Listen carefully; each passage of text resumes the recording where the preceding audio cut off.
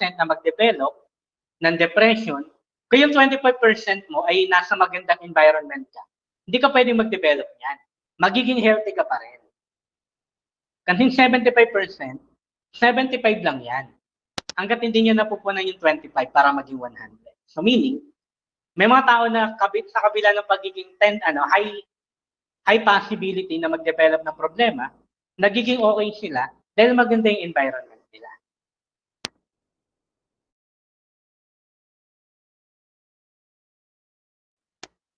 Ikalawa naman na ito, teka nga. Ayan. Ikalawa naman yung tinatawag natin yung reciprocal gene environment model. So unlike nung diathesis, di ba, na meron kang genetic vulnerability at meron kang parang leeway doon sa stress na pwede mo ma-encounter. On top of that, di ba, yun lang yung nagde-develop ng psychopathology. Dito naman, maliban doon sa genetic vulnerability mo, meron ka pang biological trait o genetic trait na nagde-develop sa'yo na unti-unting mailapit ka doon sa psychological problem. So parang ganito. Halimbawa, ikaw, meron kang tendency na mag-develop ng phobia sa dugo. Kunyari, 50% yung tendency mo na magkaroon ng phobia sa dugo. Maliban doon, meron ka ring ugali na magka-makulit. May pagka-daredevil ka, may pagka-ano ka, na impulsive ka na tao. To the point na yung behavior mo na yon nagdadala sa iyo sa event na pwede kang masugatan. At kapag ka nasusugatan ka, nakakakita ka ng dugo. Pwede kang mag-develop ng blood injury injection phobia. Ganon. So maliban dun sa vulnerability mo, meron kang behavior na nagiging contributing factor. At unti-unti kaya nilalapit dun sa possibility na mag-develop ka ng psychological problem. Isang halimbawa pa nito, yung tao na meron tendency na magkaroon ng depression. Siya rin yung tipo ng tao na napupunta sa mga relasyon na hindi maganda. Napupunta sa relasyon na unhealthy, to the point na lagi siya nalulungkot kasi may pagkatatalo. Ang ending, nagkakaroon ng breakup, nagkakaroon ng depression yung tao. So ganon. Maliban doon sa tendency mo, meron ka pang contributing factor na pwedeng ugali mo na nagtutulak sa iyo para unti-unting maabot yung threshold ng disorder na tinatawag. So parang kang merong magnet. At yung magnet na yung hinihila ka, papalapit dun sa development ng psychological problem. So, ganun yun. Okay, am I clear? Malinaw naman dito?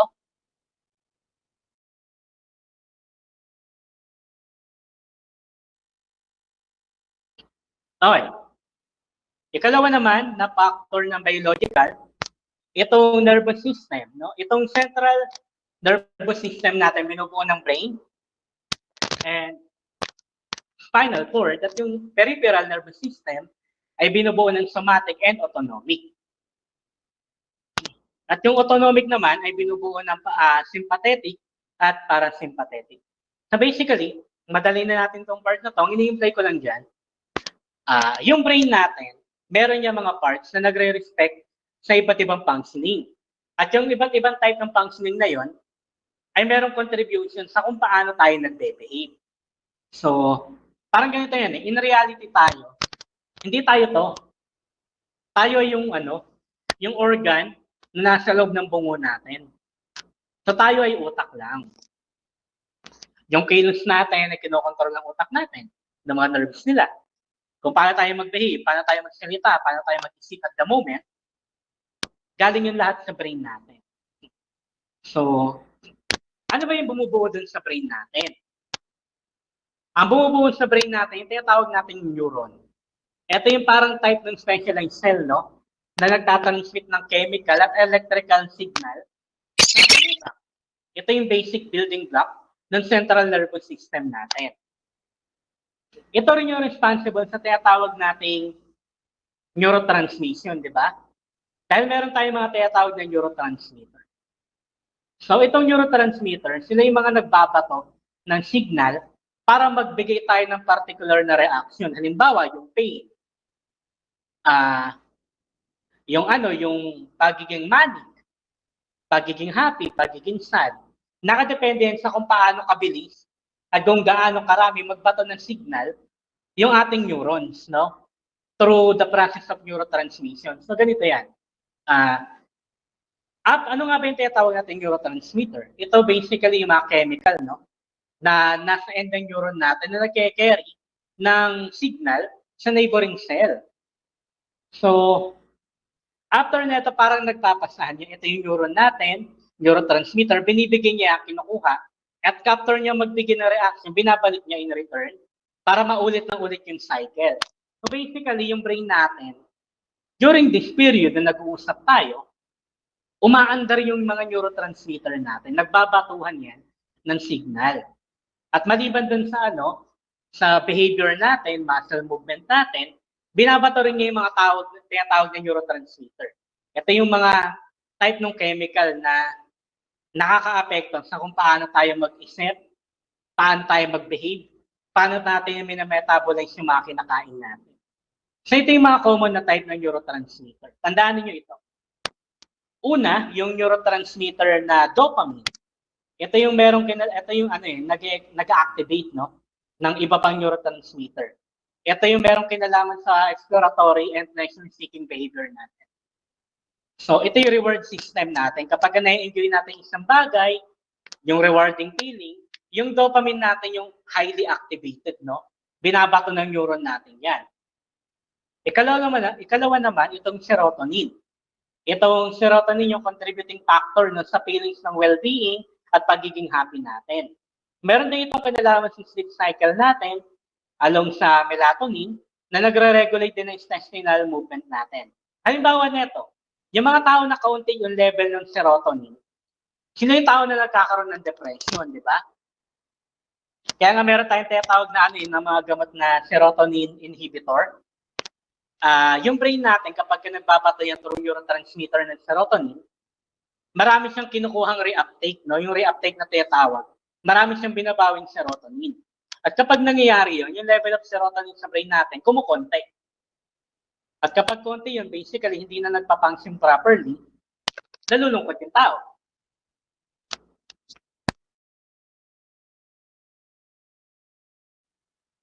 Ikalawa naman, itong norepinephrine. Itong norepinephrine natin, ito yung tinatawag nating adrenaline din, no?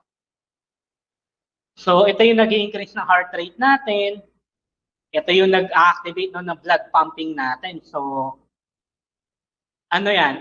Ito yung kapag meron kayong na-encounter na problema, kunyari emergency, diba? Makikita ninyo dun sa mga natural disaster, mga event, na may mga tao na merong nagagawa na sa tingin natin imposible. Gaya na nabubuhat nila yung malalaking gamit na normal na hindi naman kayang buhatin ng isang tao. Nangyayari daw yung kapag nagbabata yung katawan natin ng adrenaline. No? Ang nangyayari niyan, binibigyan niya tayo ng sobrang energy, o yun, nagbubuhat ng rep, di ba?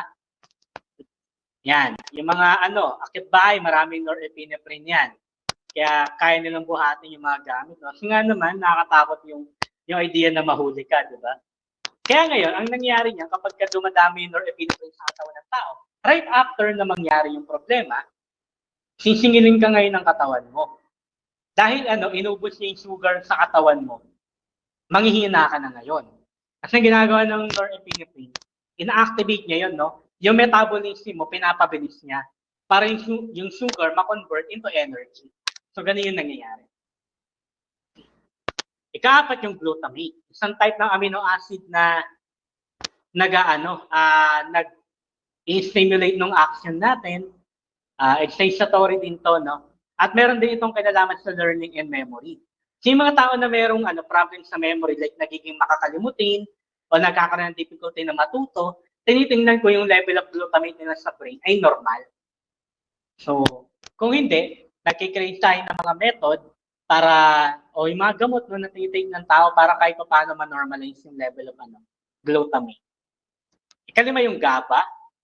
Yung GABA, ito naman isang type ng neurotransmitter na inhibitory. So meaning, ito yung parang nagpipigil, no? Kapag nagbabato ka ng neurotransmitter, some point, kailangan siyang gamitin to control.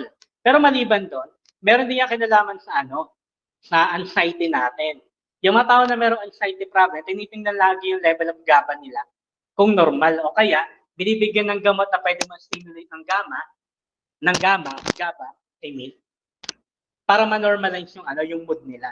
So ganon. Yan yung basically yung pag-control ng mga neurotransmitter. Makikita mo yun sa field ng psychopharmacology kung saan binibigyan natin yung iba't ibang uri ng gamot para makontrol yung functioning ng brain in respect doon sa tawag doon particular type ng behavior. Halimbawa, yung mga taong merong Parkinson, 'di ba, yung nanginginig yung katawan nila. Normally binibigyan niya ng gamot na nag-excite, nagko-control ng dopamine para kahit paano yung excitatory behavior nila makontrol. Yung mga tao na mayroong kulang sa serotonin o mayroong depression, 'di ba?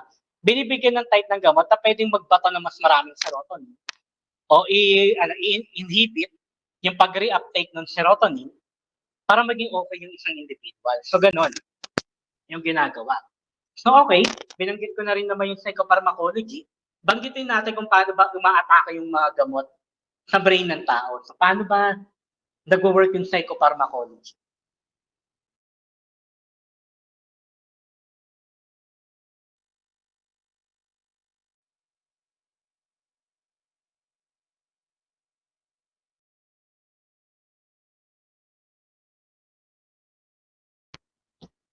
Una, meron tayong tatlong type ng gamot. I mean, hindi lang type ng gamot. Ito yung type kung paano nagpapunction yung gamot na take natin. Halimbawa nito, meron type ng gamot na nagdadagdag ng activity. Ito yung tinatawag na agonist type ng medicine. Kunyari,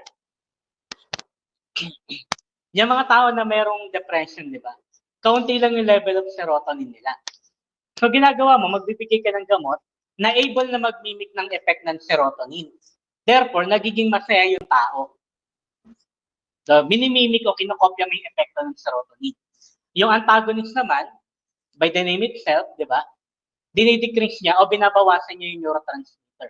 Halimbawa, yung tao na mayroong Parkinson's, di ba, napaka-hyper nung katawan nila na nanginginig, gumagalaw, dahil nga sa dami ng level ng dopamine. So kapag ka nag-introduce ka ng antagonist type ng gamot, ang nangyayari, binablock ng brain mo yung dopamine. After niyang i-block yan, binabawasan niya yung content na binibigay ng brain mo.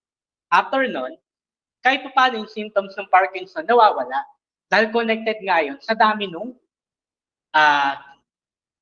ng dopamine na meron ka.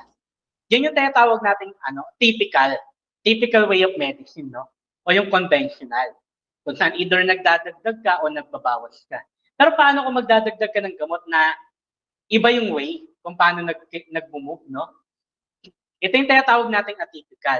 Meron pag-aaral kung saan imbis na kontrolin mo yung level of dopamine ng taong merong Parkinson's, bakit hindi natin dagdagan?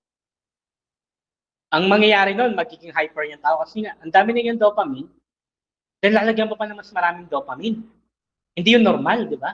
Pero ang nangyayari, okay lang daw yun. Dahil kapag yung ginawa mo, dinagdagan mo pa yung dopamine niya, yung utak ng tao, automatic na nagko-close yan. Sinasara niya agad yung neurotransmission ng dopamine. Dahil naabot na niya threshold na tinatawag, meaning, hindi mo kinontrol yung level of dopamine sa pamamagitan ng antagonist, kundi dinamihan mo yung dopamine to the point na force na siyang magsara. Automatic nang sinara ng brain mo yung dopamine dahil sobrang ng dami. Yan yung mga type ng medicine na ang atake niya ay atypical. So tatandaan nyo rin yun. Ikatlo naman yung inverse agonist. Kunyari, magte-take ka ng gamot na nakagaya ng agonist. Kunyari, serotonin, konti lang yung serotonin ng tao. Magdadagdag ka ng gamot, normally kung agonist, di ba? Para dumami yung serotonin. Pero ang mangyayari kasi rito sa inverse agonist, kapag ka nagbigay ka ng ng ganitong type ng gamot, pararamihin niya yung type ng neurotransmitter na a-under dun sa brain mo. Pero yung epekto nun, kabaliktaran. Kunyari yung agonist, dopamine, balikan natin yung dopamine. Nagbato ka ng inverse agonist na type ng gamot. Iisipin mo, di ba? Paano yan? Magbabato din ng dopamine ulit yung brain mo dahil sa gamot na yan. Magbabato siya ng kamukha ng dopamine, pero yung epekto niya, kabaliktaran ng dopamine. Meaning, hindi mo kinontrol yung dami nung dopamine sa brain ng tao. Ang ginawa mo, pinantay mo. Dahil marami pa rin uri ng dopamine na nasa brain ng tao, pero marami ding type ng medicine na kamukha ng dopamine, pero kabaliktaran yung epekto. Meaning, ang ginagawa mo, either dinadagdagan mo, binabawasan mo, o binabalance out mo yung dami ng gamot o ng neurotransmitter na nasa brain ng tao gamit yung gamot. So, naintindihan ba? O nalito kayo rito? Yan yung nature ng psychopharmacology.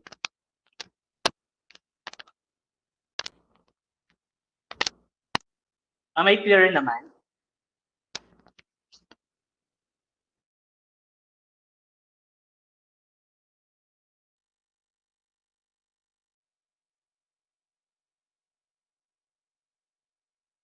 Yan. 40 to na out of 59. So, malapit na.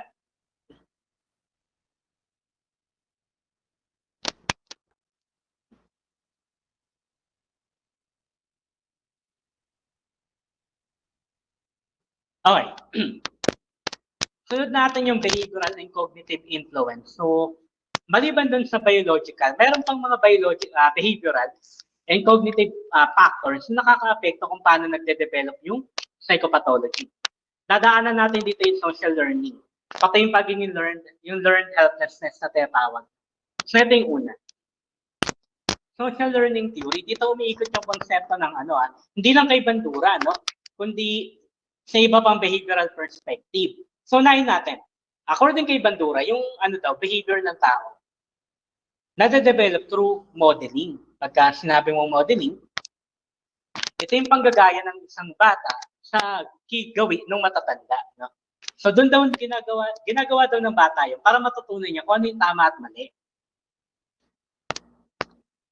So, kunyari, kung paano uminom, paano gumamit ng kutsara, lahat yan natututunan ng tao gamit yung pagnonood sa kapwa nila.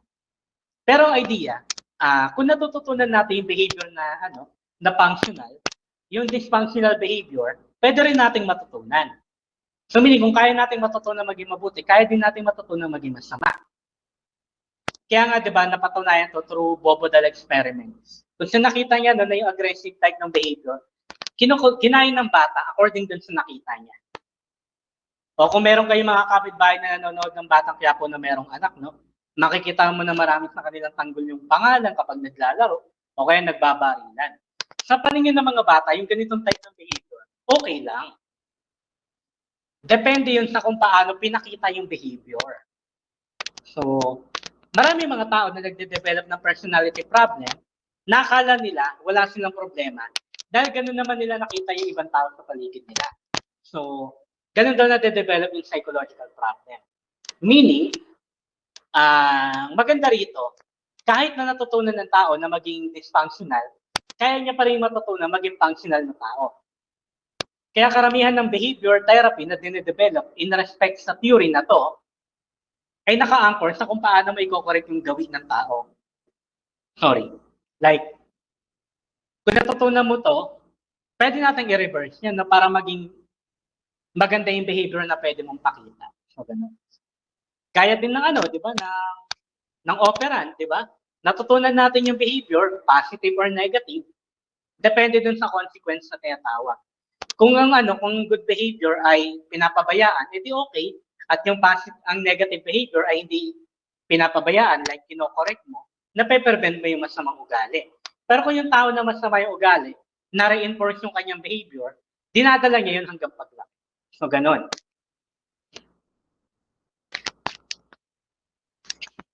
Ikalawa naman, kay Martin Seligman. Si Martin Seligman, yung isa sa mga taong kilala sa positive psychology, Ito rin yung paghahanap ng tao ng kasiyahan at kaligayahan. Ito yung pag-aaral na may kinalaman sa kung paano hinaharap o paano ba nabubuo yung konsepto ng pagiging maligaya. Siyempre, according sa kanya, natututunan ng tao na maging optimistic. Pero natututunan din ng tao na maging negative. So, paano niya ba prinote yun? Meron siyang ginawang pag-aaral. So, parang merong area A, parang merong malaking kulungan, Yung kulungan na yun, hatiin natin sa gitna. Yung left, area A, yung right, area B. Then meron siyang nilagay na dog doon. Yung ano na yan, yung kulungan na yon, electrified yon, meaning makukuryente yung dog. So ang ginawa ni Martin Seligman, yung dog nandun sa area A, sa left, kinuryente niya. Kung kayo, makukuryente kayo, ang magiging reaction ninyo, lumayo dun sa area kung saan kayo na kuryente. Therefore, pupunta ka ng area B. Ang ginawa ngayon ni Martin Seligman, dahil lumipat yung tao yung dog sa area B, kinuryente niya ulit. So lumipat ulit ng area A. Kinuryente niya ulit. Kinuryente yung dog habang lumilipat ng area to the point na yung aso, after niya makuryente, hindi na siya umalis ng pwesto niya. Kinuryente siya ng ilang ulit sa area A, nandun na lang yung dog. So ano napagtanto ni Martin Seligman? Doon niya nabuo yung idea na yung dog hindi na umaalis doon sa area kasi natanggap na ng dog na yun na yung kapalaran niya. Na kahit anong gawin kong effort, walang magbabago sa buhay ko. Na kahit anong lipat ko from area A to area B, subjected ako to pain. So anong pang point ng buhay? Parang ganun. Parang ganun niya in-imply yun. So sabi niya, tayo mga tao, natututunan natin maging hopeless at natututunan nating ma-depress kung yung ginagawa nating effort ay hindi nagiging maganda yung ending. So kapag tetry nating manuyo o ginagawa natin yung day-to-day activity natin with the hope na maging okay yung mga bagay-bagay, it turns out kabaligtaran yung epekto, nagiging malungkot tayo. So dito nanggagaling daw yung mga depression, di ba? Iba-iba pang psychological problem. Ngayon, pinaglaban naman niya yung idea na kung natutunan ng tao na maging hopeless, no? Patunay yung experiment na ginawa niya sa dog, kaya din nating matutunan maging optimistic. So ito mga taong to na nagkaroon ng tinatawag na learned optimism, sila raw yung mga tao na nananatiling positibo sa kabila ng mga hamon na pinapakita ng buhay sa kanila. Kaya nila maging positibo, kaya nila mag-function properly, kaya nila makapamuhay ng normal. So, ganon. Meaning, kung iniisip mo na kaya mo lagpasan yung problema mo, kakayanin mo raw. Pero kung tatanggapin mo yung life mo na wala nang magbabago, laging negatibo, then basically, magde-develop ka ng depression. Ganun yung idea ni Martin Seligman.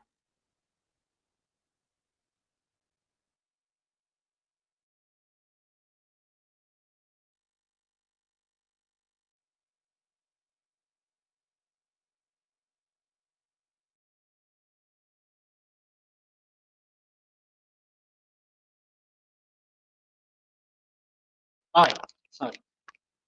Ikatlo naman yung cultural, social, and interpersonal. So, tandaan natin sa part ng kultura, di ba? Binanggit ko yung yung deviant behavior kanina, no? Dinedetermine natin yung abnormal behavior. So, mahalaga na, maintindihan natin yung kultura dahil minsan, yung kultura ang nagde-determine kung ano nga ba yung psychopathological o hindi. Kunyari, sa isang part doon sa Mesoamerica, meron daw isang tribo na meron tinitake na type ng mushroom, no?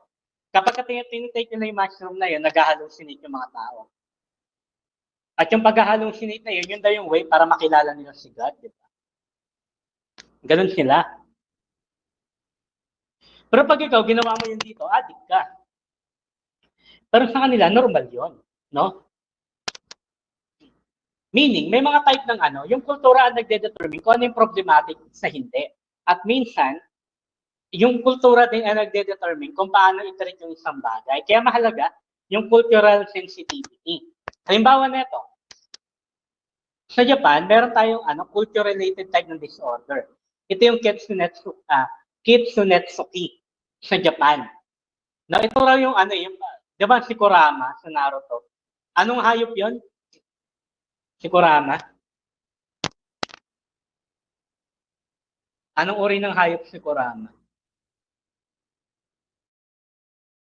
Yun, fox, di ba?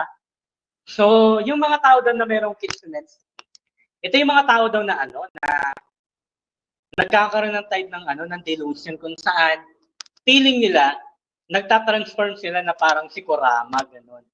Feeling nila humahaba yung uso nila, feeling nila nagkakaroon sila ng buntot, 'di ba? Nagkakaroon sila yung kamay nila nagiging yung po ng fox, 'di ba?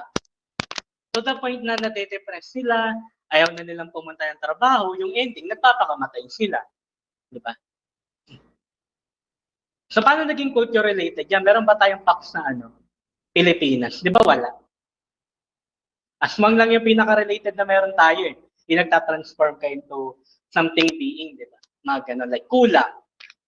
Yung kulang, meron tayong konsepto nun, pero meron din konsepto yung ilang bayan, no? Itong Kitsunetsu na type ng delusional disorder, ang ginagawa ng mga tao diyan, dinadala nila doon sa mga temple nila, pinapadasalan nila. Yun yung nakikita nilang treatment. Dahil ito daw ay dulot ng masamang elemento. Ikalawa naman yung amok, di ba? Alam ko ginagamit na natin yung term na amok, pero yung nag-originate ito sa Malaysia, no, ito yung sudden na pagwawala ng isang tao, pananakit, pagpatay ng kapwa niya, and then after some time, marirealize niya na mali yung kanyang ginawa, na may mas. Dulot daw yun ng matinding stress na na-encounter niya. So, bagamat itong amok ay nakikita na rin natin sa atin, ginagamit na rin na term yan, sa bansang Malaysia, iba yung meron silang cultural way to treat yung amok na tinatawag. Diba? So tayo, ano ba yung pwede nating masabing culture-related disorder? Halimbawa nito yung DID, diba? Dissociative Identity Disorder. Even though meron naman talagang ganung diagnosis, no, paano ba yung nagiging culture-related? Kapag ang sumapi sa'yo, sa FPJ, diba? Si Fernando Po Jr. O kaya, sinapihan ka ni Santo Niño. Di ba wala naman Santo Niño sa Japan eh. Meron lang sa atin. So meaning, yung treatment kay Santo Niño na sinapian ay in-respect lang din sa kultura natin. Ganon. Kasi yun ay culture-related. So makikita ninyo na yung kultura, meron din siyang factor eh kung paano na-develop yung particular type ng psychological disorder. Di ba? Kibuloy, di ba? Grandiosity, grandiose delusional disorder, grandiose type. Diba? Maraming mga weirdong type ng psychological disorder sa atin. Isipin mo, si Kibuloy, son of God, tapos si Senyor Aguila naman, yung Santo Niño. So parang ang weird lang na nag-exist yung dalawang tao sa isang timeline, no? Yung pinagkaiba lang nila yung edad. So parang gano'n, di ba? Mga yun? Culture-related, psychological disorder. So pwede mong dapat i-diagnose yung mga yan. But anyway, medyo powerful silang tao. Maliban doon, yung interpersonal relationship natin, factor din yun. Merong mga pag-aaral kung saan, depende dun sa nature nung kultura, kung paano tayo nakikihalubilo, meron yung positive relationship sa depression natin. Halimbawa, American. Sa Amerika, yung pagkakaroon ng maraming kaibigan, nagde-develop daw ng depression yon sa pag-aaral dati. So, paano ba nangyari yon? Dahil ang paniniwala nila, kapag yung tao daw sa Western country, maraming kaibigan, dumarating sila sa point na kinukumpara nila yung sarili nila sa ibang tao. At kapag kinukumpara nila yung kanilang sarili sa ibang tao, nade-depress sila. Dahil yung kultura nila ay highly individualistic. Medyo mabigat yung kanilang kultura. Unlike sa atin, no, mas malaki daw yung tendency ng tao ma-depress kapag kakonti yung kaibigan. No? Even though kapag tumatanda ka, nagiging preference yun. May mga tao na minsan, binabalyo nila yung konting kaibigan lang. Okay lang yun, maganda nga yun. Pero may mga pagkakataon na in terms of general picture kung titingnan, kapag mas malawak na yung social network ng tao, mas malaki yung tendency na mawala yung depression niya o hindi ma-develop o makontrol niya.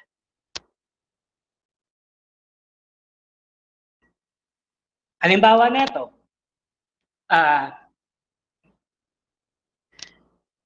yung mga babae kapag mayroong problema, binabahagi nila yun sa circle nila eh. Mga kapwa nila babae, nakikinig, di ba? Ganyan. Pero kapag lalaki, nagmamaoy ba yun? Umiiyak, umiinom, no? Tapos nangyayari, binibidyoan pa sa FB ng kaibigan niya habang umiiyak dahil kay Charmaine, mga ganon. Alam mo yun?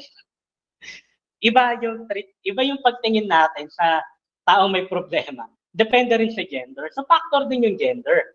lalo na tayo yung mga lalaki sa kultura natin, nakikita sila ng society bilang bilang matapang, bilang strong character, to the point na kapag nag-open sila ng kanilang nararamdaman, meron agad yung stigma, no?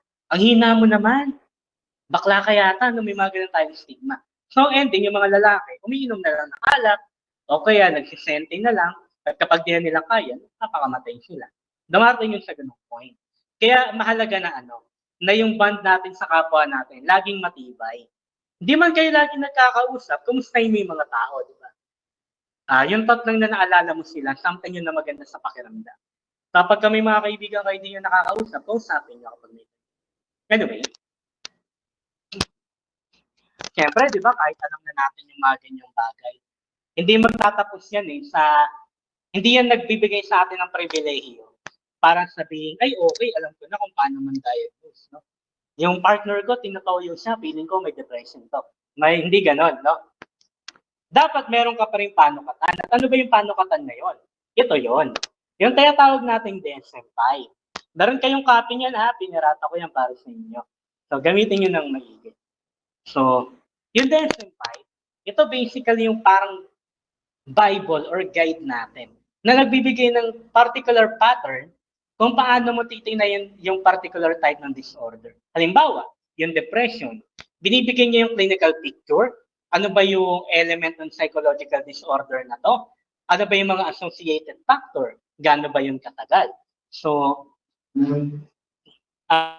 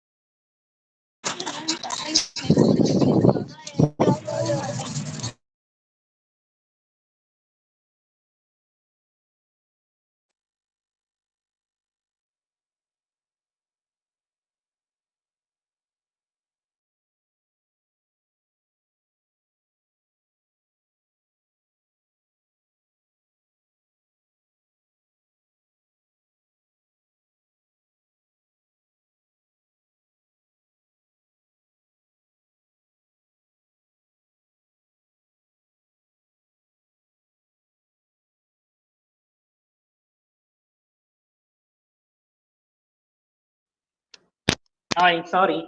Uh, I hope nabasa ninyo. Anyway, mag-move na tayo. So yan, uh, maliban dito sa DSM-5, meron pa tayong particular reference, no? Wait lang. Hindi ko masasagot yung kung magkano yung hard copy, pero alam ko, depende. Kasi merong yan eh. Meron yung full book talaga, meron nakakat into 2 volume, meron naman desk version lang. Na nagkakataling, I think parang presyo niyan, estimate ko, within that price lang, no? Parang 1,500 to 5,000, gano'n.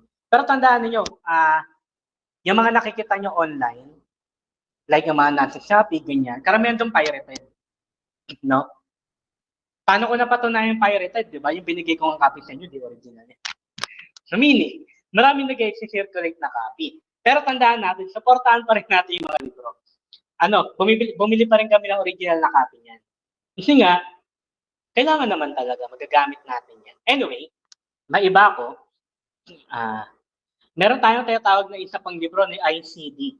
Kaya kapag tinignan niyo yung book ng DSM-5, meron yung mga ICD code.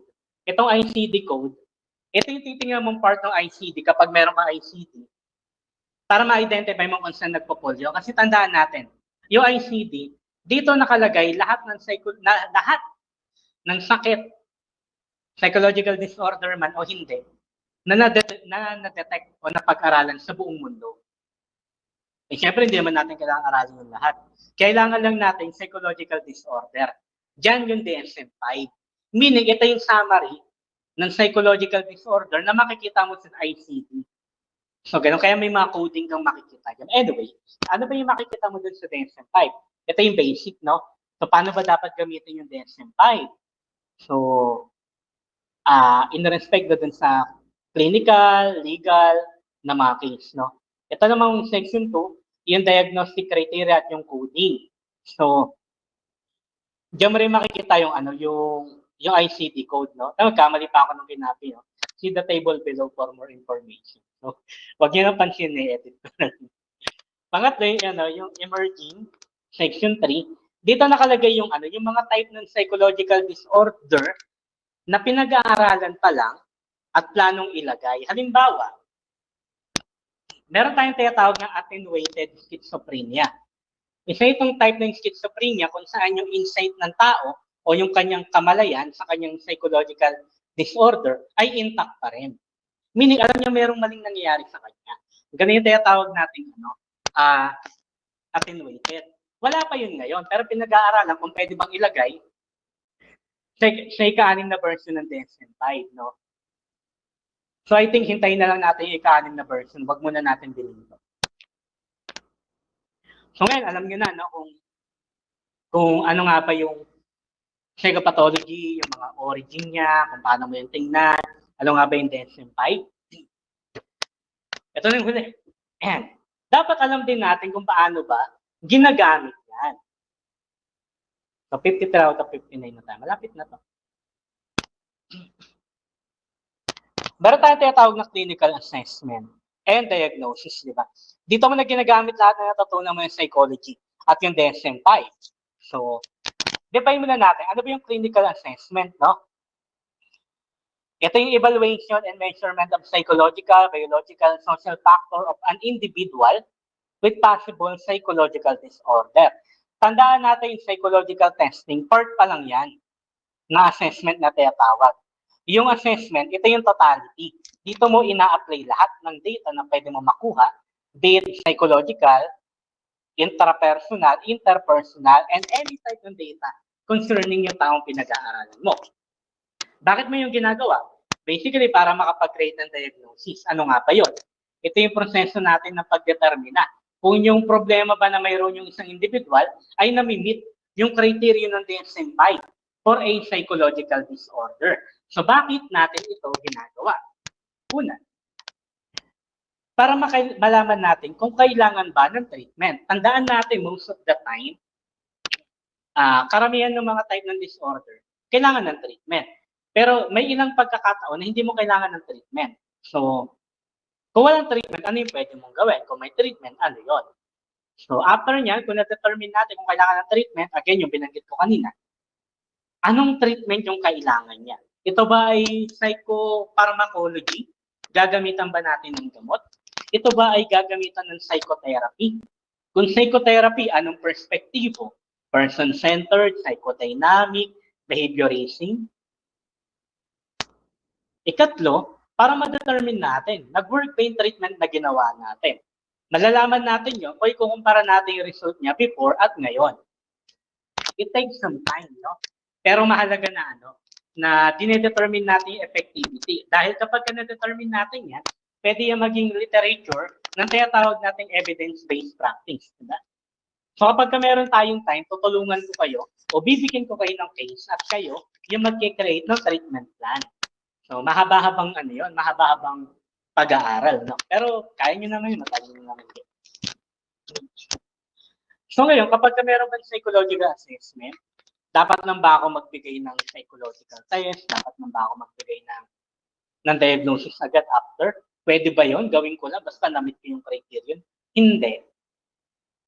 Kailangan, sinusundan mo yung tatlong pattern. Una, yung tools mo ay reliable, no? Consistent dapat yung tools na ginagamit mo. Pangalawa, valid din. Ito yung validity. Kung gusto mo sukatin yung haba ng isang bagay, ang gagamitin mo ruler, hindi ka gagamit ng timbangan, di ba? Ganun din sa atin. Kung gusto mong pag-aralan yung yung depression, ang gamitin mo ay yung tools na dinisenyo for depression only. Huwag ka gagamit ng iba.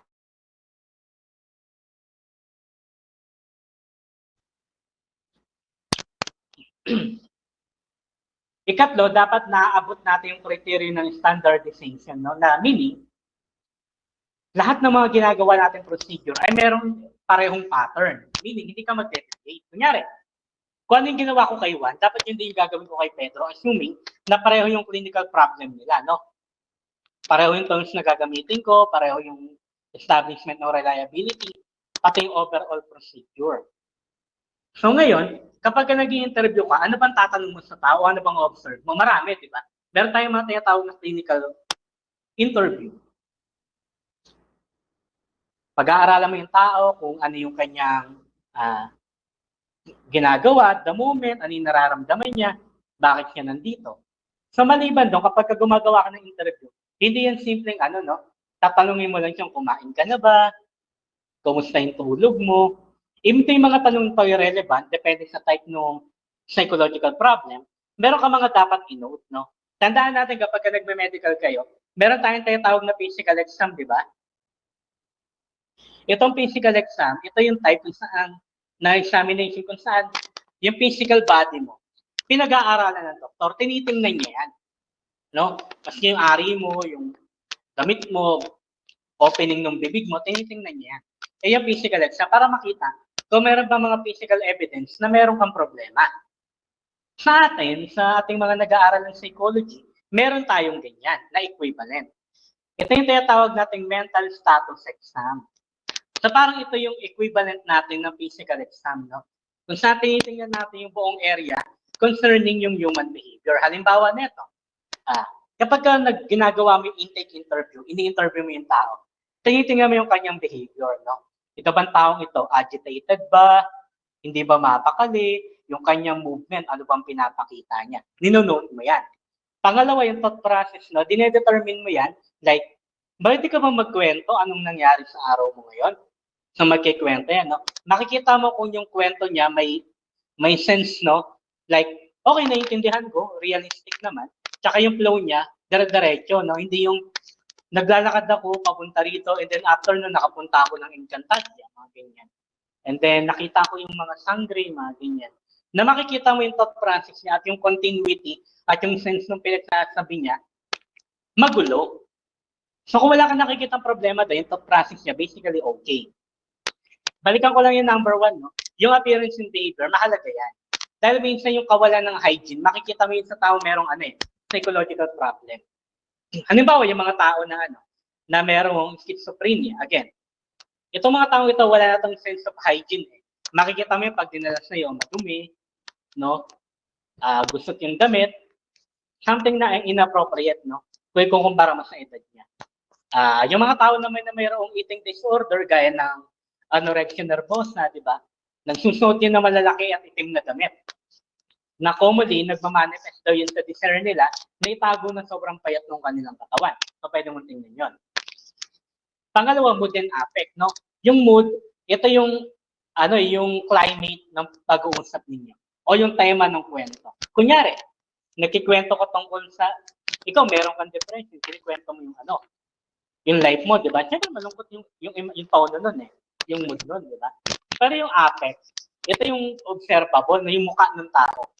Yung facial expression niya ba, tugma sa kung ano yung tema ng kwento niya. Kunyari, nagkikwento ka na